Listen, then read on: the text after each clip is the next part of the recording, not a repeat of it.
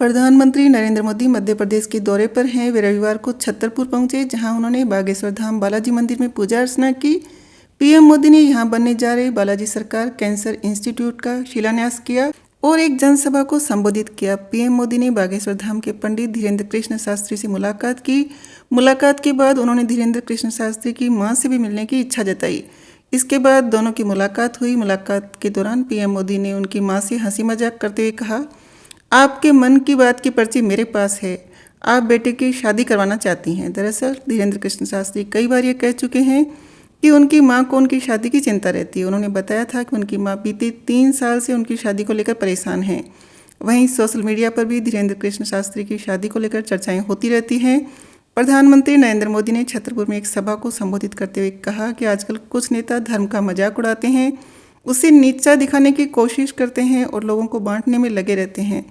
PM ने कहा कि कई बार विदेशी ताकतें भी ऐसे लोगों का समर्थन करके देश और धर्म को कमजोर करने की साजिश रचती हैं।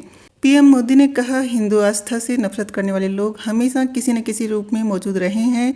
गुलामी की मानसिकता में फंसे लोग हमारी आस्था, विश्वास, मंदिरों, धर्म, संस्कृति पर हमला करते रहते हैं। ये लोग हमारे त्योहारों, परंपराओं, रीति रिवाजों का अपमान करते रहते हैं।